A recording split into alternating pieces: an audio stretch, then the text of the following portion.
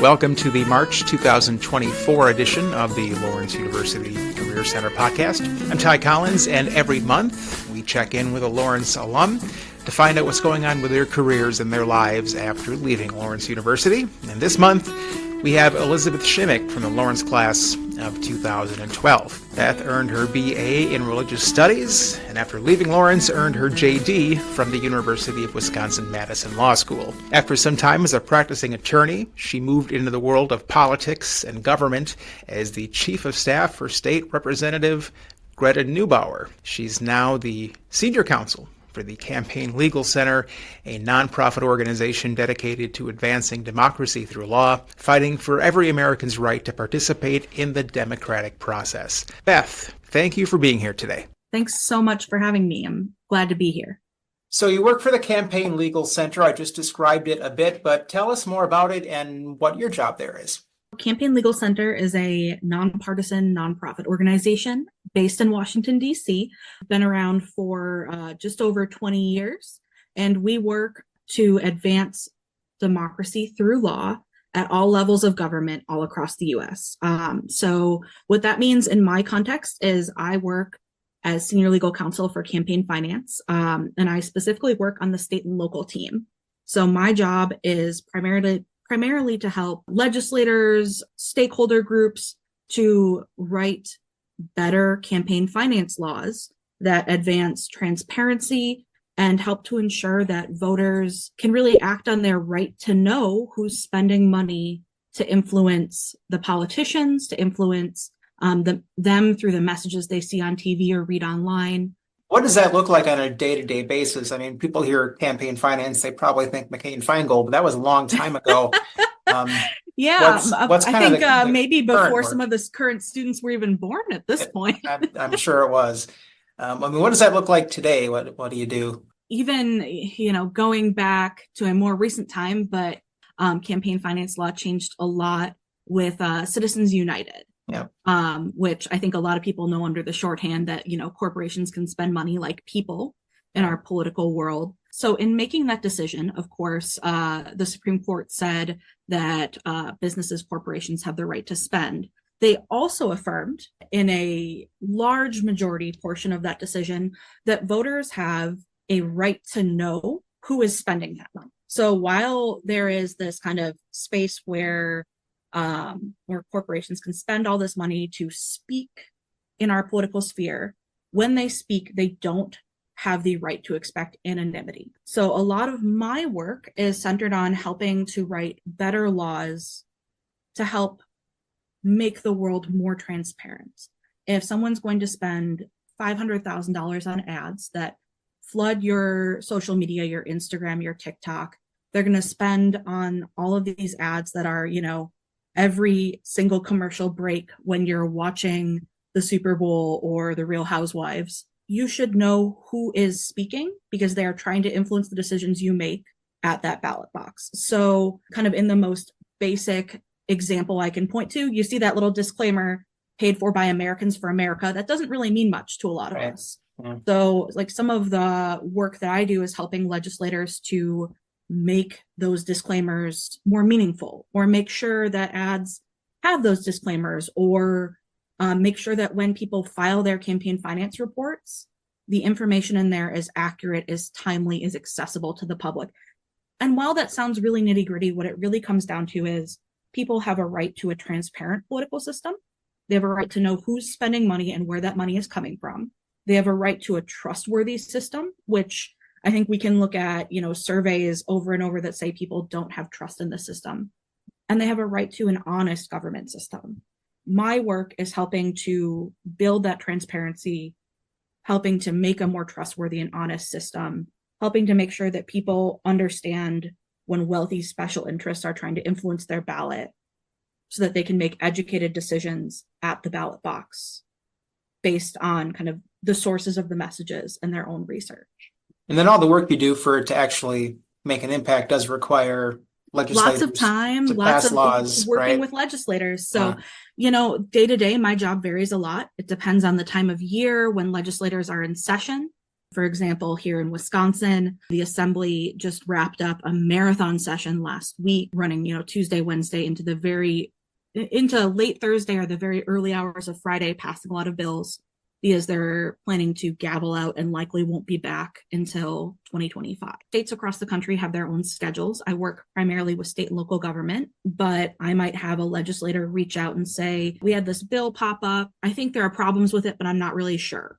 And I might look at that bill and provide feedback. Or when a legislator is saying, I think money in politics is a problem, they might reach out to me and say, how do we make Wyoming a state with more transparent politics? So then, my role might be to either look at a bill that they've have drafted or a model, or even just look at the entirety of the statutes and say, here's what you don't have. You don't have a database where people can see all of the digital ads that were run by spenders trying to influence politics. Here are the potential solutions. I can give you recommendations on how to write legislation or on kind of checkboxes that you would want to hit for a best practice. And then they might take that and go back to their state and their caucus and have a larger conversation. They might also progress to wanting my help writing a bill. And then there's kind of the more reactive work that I do where I get notifications set up on my computer when bills with certain topics are filed in a state for consideration, or when a state is working on regulations to, once a bill is enacted, enforce that bill, bring it into practice. And part of my job might be that reactive reviewing bills that have popped up in states where I don't necessarily work to see if there are problems. Sometimes there are folks who don't believe in transparency around money being spent, who are trying to make it even harder for people to know who's spending money. And I might, along with the rest of my team, assess whether we need to put in a public comment in a legislative hearing. We might want to release a statement or reach out to legislators to say, hey, can we have a conversation about what you're trying to accomplish here? Because sometimes they are trying to work towards similar goals, but are not necessarily taking an approach that we would recommend.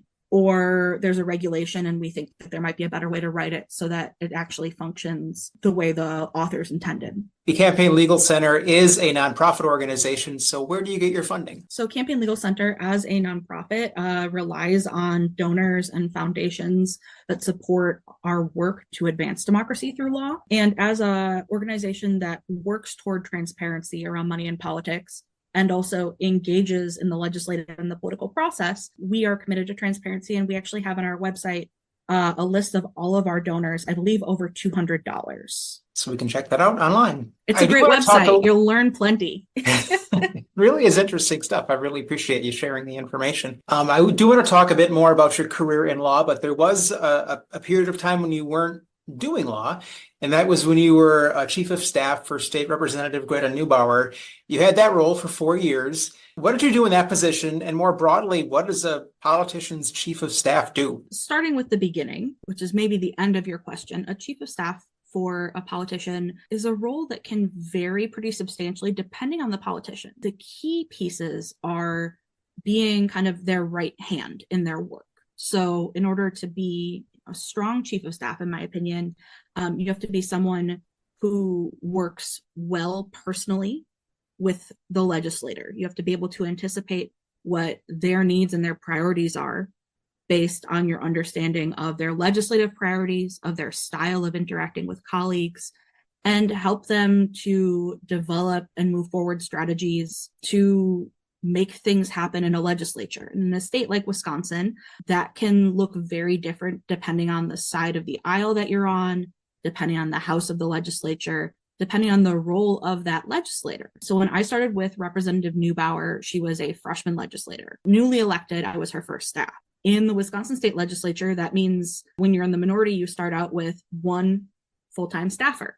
So I was the chief of staff of me and our amazing army of interns, some of whom were Laurentians. But a lot of my work fell into what I would call 3 buckets in an umbrella. There's the stuff that you think about when you think about a legislature, where you're reviewing all the bills that are written and put forth for people to sign on to as legislators to support, bills that are coming into a committee where legislators are kind of digging in on the meat of the bill and debating about, whether it's necessary, whether it should move forward, and helping them to prepare for votes on the floor. So you might be writing bills, you might be assessing bills, analyzing them, helping to move them forward. There's that kind of technical legal work. You don't need to have a law degree. There are a lot of smart people who do this work who don't. And then there is kind of in that same bucket, the strategy of how you help your boss to move a bill forward. So that's, working with other legislators, other staff, helping to kind of educate people, helping to make deals, helping to interact with expert stakeholder groups and the public around that legislation. That's your first bucket. That's what people think of, I think, when they think of politics. The second bucket is interacting with the public. A legislator serves their community. Their job is to hear the concerns of their constituents and take those to the legislature, whether that is something through legislation, supporting something that would help their community or help solve a problem constituents have brought, or whether that's through interacting with the government more broadly. So like sometimes I would get questions about, hey, I'm really having trouble with my Medicaid. My health insurance is a low-income family. Can you help me interface with the Department of Health Services to find a solution? That was a huge part of my job during the pandemic in 2020. People were struggling with unemployment. They were not necessarily getting their unemployment applications processed very quickly. And some of my job was just triaging people in crisis in our community who were sitting there waiting for money, maybe dealing with potentially being evicted, not having enough money for food, and trying to help them access all of the services that the government provides. And then that third bucket is kind of communications and outreach. So it's talking about the work you do more proactively to the larger group. If a bill passes, if a committee happens, if something bad or good is happening, if there are services people need to know about, you have to get that information out to the public. So you've got these three buckets, and then the big umbrella over the top is admin. And any job you're going to do, no matter how exciting, no matter, whether it's as a lawyer, as political staff, there's going to be a certain amount of paperwork that comes along with it that has to get done. So in a nutshell, that is what a political staffer does. And when you're the chief of staff for someone, and after kind of that first session, your staff can grow. So, if you're a rank and file member, you have 1.5 people and your interns. If you're on certain committees, you get additional staff. If you're a leader, you get additional staff. But the chief of staff's job is to look at the big picture and help to develop the strategy, manage the flow of work, manage all of these different competing priorities with the view of your boss's end goals and how they want to interact with their community and with the world, and really facilitate them in doing all of these tasks to help them do their work as the legislator. And that was a great overview of what a political staffer and a chief of staff does. What are some of the specifics of your job when you were a chief of staff? Did a lot of strategy, a lot of policy analysis, a lot of what we would call being in the minority and working for a very progressive legislator. You might call it damage control. There were times when there were bills that were proposed that we knew had enough support to pass in a Republican-led legislature that we felt had potentially really harmful consequences for democracy or for our community.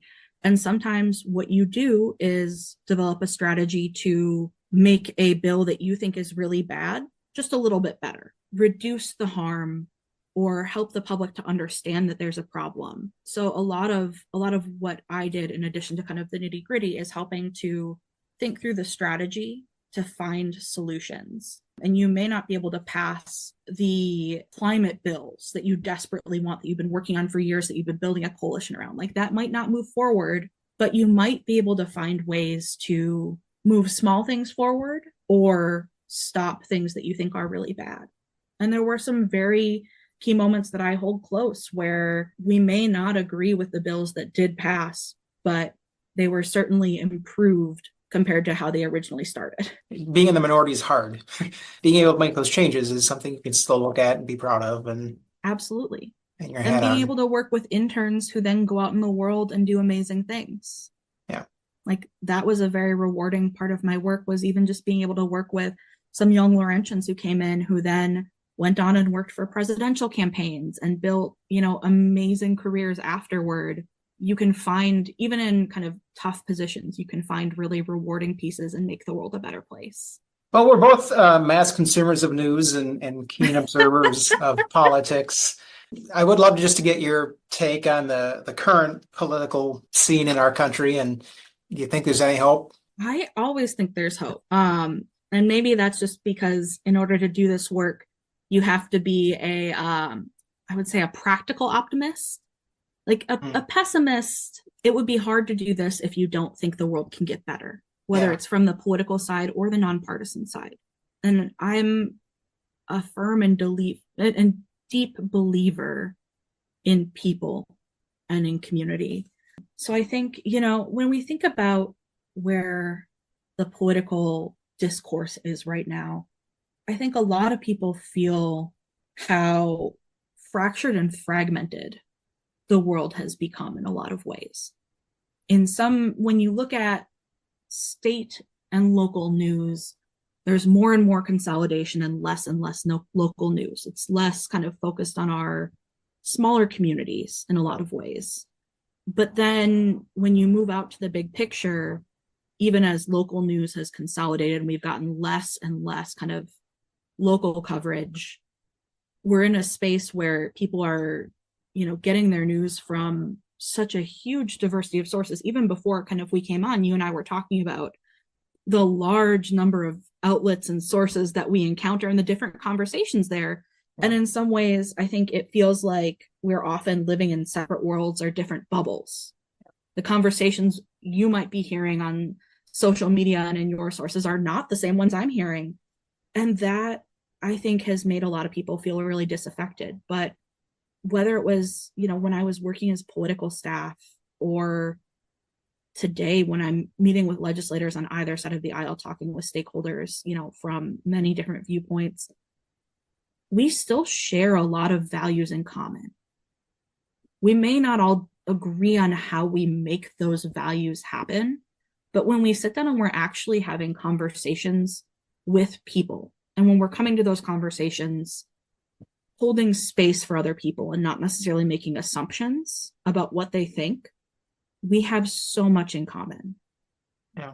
I used to have a gentleman who called the office when I was a staffer. And the first time he called, he was so mad. He was so mad. He had read something that he fundamentally disagreed with. And he called and he, I think, yelled at me for 5 or 10 minutes, which is not a pleasant experience. No.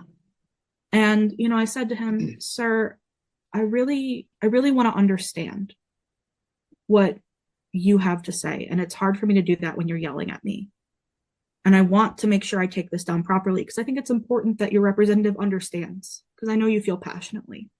He said, I'm not mad at you. I'm mad at the government. I said, I totally understand, but today, for all intents and purposes, I'm the government. And I want to hear what you have to say, just for this conversation. And, he sat down and he kind of talked through what he had read and why it made him really upset. And in the course of talking, we started to understand better where his fears and concerns were. And while we didn't agree on the solution, we left that conversation in a place where we both could understand, he could understand that I cared about his concerns and that we shared similar experiences. And, I worked in that office for 4 years, and about every 6 months he'd call and he'd ask specifically for me. And he'd say, I heard this, it made me upset, and I know you'll tell it to me straight. And we'd have a conversation about the decisions that the legislator was making and why she was making them. And even if he didn't agree with her, he always called and he had the conversation because he knew that even if we didn't agree, he would come out understanding, and he could understand that we were still trying to do what we thought would best support his community and address those concerns. And, when we think about the state of political discourse today, like this fractured world, when you get out into your community and you have conversations with people, we start to heal some of those fractures. And that's where I have hope. Yeah, I think we both probably have friends who have different political views from each other, yet, we're still friends. And it doesn't seem like there's much of that at higher levels anymore. You can't disagree. You must hate the other person. That appears to be the only option, and that's not the way to go about it. And even when we disagree, I think, so often we say like, well, you think this, and it's very prescriptive. Yeah. And often the thing that's lurking underneath is that shared value. So, we might disagree on what to do about gun violence or how to deal with the terrible violence we've seen in our schools. And when it's one thing to disagree on that, but I think we can look at each other and say, none of us want our children to be unsafe. None of us want, all of us want children to be safe in schools. So when we have these conversations, starting from what we all want, all of us, I would say almost all of us, those of us who aren't wealthy special interests, tend to want more honest, transparent politics. How do we get there together?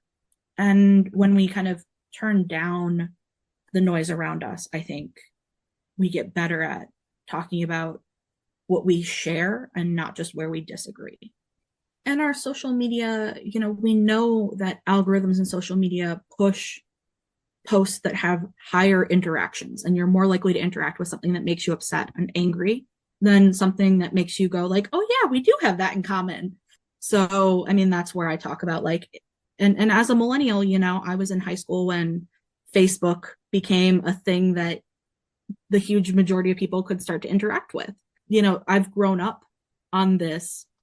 I try to keep in mind finding these spaces where I get out and I talk to people who aren't already in my circle. If that's going to the library, if that's, being just out in public talking with people is, in my experience, one of the best antidotes. I knocked a lot of doors when I worked in politics, before I worked in politics, when I was a volunteer. Yeah. And knocking on those doors, you have a lot of conversations one-on-one with people who may not agree with you. But often you find out new things about your community and you walk away with better perspective. As I'm sure you know, many Lawrence students are really interested in making a difference in the world, affecting change, getting out there and truly impacting things. What is your advice for those students as they enter the workforce? So I think, and this is going to sound just incredibly trite, the best way to get out and make change on issues that you care about is to get involved in the first place, in person, not just, I think, a lot of us are very loud online in our presences, and raising awareness can make a big impact. But if you want to work in, whether you call it social justice, whether you call it activism, if you want to affect change around the issues that you care about, the first step on that path is getting linked in with an organization that is doing the work you care about. So when you think about, what issue really lights a fire in your belly, whether that's climate, whether that's, kind of a constellation of issues that falls under one party structure or another. For me, I know I spent a lot of time getting involved around reproductive rights. When I was in college, there was a lot of legislation in the legislature. Act 10, which affected teachers' unions, was happening when I was at Lawrence. And there were a lot of folks in kind of my generation of political staff, campaign staff, young lawyers as I was in law school, who found their voice and found their way into paid jobs by getting involved as volunteers with organizations doing that work. And as you kind of start that path, you start to develop the credentials and the skills that lead you all the way down the road. Whether it be an organization focused on activism or law or government or politics, for students still early in their Lawrence career, what's your advice for them as they plan out the next couple of years? I think that there are a couple of different ways you can go about it. And it depends on who you are and, frankly, how busy you are, because I remember being incredibly busy at Lawrence. I think one way you can do it is, like I just said, reach out to an organization that has a local branch that you can attend meetings at and volunteer and knock doors as it's an election year. Another way is to reach out to alumni who are already doing that work. I know I I am not a good example of that. I was terrible at reaching out to alumni when I was a student, but I will tell you, as scary as it feels, I am always happy to get a message from a Lawrence student. I'm always happy to talk about the work I do, and I'm always happy to keep an eye out for opportunities for you if you want to be doing internships in the summer. If you're looking for organizations that you could get involved with, when you reach out to an alumni who's already doing the work, we have the benefit of networks and of knowledge of what that next step on the career path might look like. And I know one of the things, I talk to a lot of new grads about, a lot of interns, and frankly, it was one of my experiences was just realizing how much is out there that I had no sense of when I was a student. No matter how great our career center folks were, how great my professors were, it's like, I didn't even know that was a job until I got there. And I was like, oh, I could have been doing that 2 years ago. That would have been awesome too. My fiance was an organizer for Obama in 2012. I graduated from college in 2012. We met and I was like, that would have been an awesome job. And I went to law school instead, which I do not regret. But the advantage of reaching out to alumni is we can say, hey, if you start volunteering here, they're probably hiring for paid gigs in 2 months. It can give you a leg up. So that would always be my pitch, with the acknowledgement that I know it can be so scary and so intimidating. Yeah, you're right. I mean, students are really apprehensive about doing that, but you just have to do the first one and you realize it's not bad at all. And then the second and third and fourth and fifth are a lot easier. And, sometimes I'm busy. I might take a little bit to respond, and I will always apologize for that. But I'm always excited when students are interested in the work or are kind of looking to figure out that next step, and I'm always happy to help. Beth, do you have any last words for our listeners today? I was a first-generation law student, and when I was at Lawrence, I know everybody told me to take a gap year or two before going to law school, and I didn't. I went straight through. And I know a lot of organizations that do kind of environmental work, any of those issues that you care about, see if there is a way to try to do that work before you go to law school, and even better, get paid for that work, because you may find you can do the work you're passionate about without taking on additional debt. And you may find that that law degree is really something that you need to do the work you want to do. But I've met a lot of folks who are looking at law school because it feels like the next natural step. And I was one of them. And I certainly don't regret doing law school. It has led to amazing work that I love. But you also don't need a law degree to be a political staffer, for example. Not having that student debt makes the government salary much more manageable. So with a little bit of humor, maybe that's not a very fun closing statement. I know I didn't want to hear it when I was a student, but I am, if any students are wondering kind of what that bridge is, I am happy to talk through with you what options you have to kind of explore during that gap year, and really just confirm for yourself that taking on that 3-year commitment and the debt that comes with it is the right thing for you. No, absolutely. I've had a lot of those same conversations. The gap year, a lot of people say they wish they'd taken that gap year. And I have that talk too with a lot of students. Like, this is what I want to do, so I should go to law school. You can do that without going to law school. There's nothing wrong with any one of the paths. But when you go with that extra context, you are a better law student. Folks who go in with that extra context are often more successful. They have a better sense of what they want, and they're better able to strategize what their plan is for law school and for internships, and, really set their career up for success. And there's nothing wrong with a more meandering path, but if you spend that time, you'll know yourself and you'll be that much more successful. Yeah. Wonderful. Elizabeth, thank you so much. This was a great conversation. I love this. Thank you for joining us and sharing your thoughts and opinions and information. I know people are going to find this very useful. So thank you so much. Thank you so much. And please don't be a stranger. And I'll reiterate one more time, students, please feel free to reach out. I'm always happy to talk.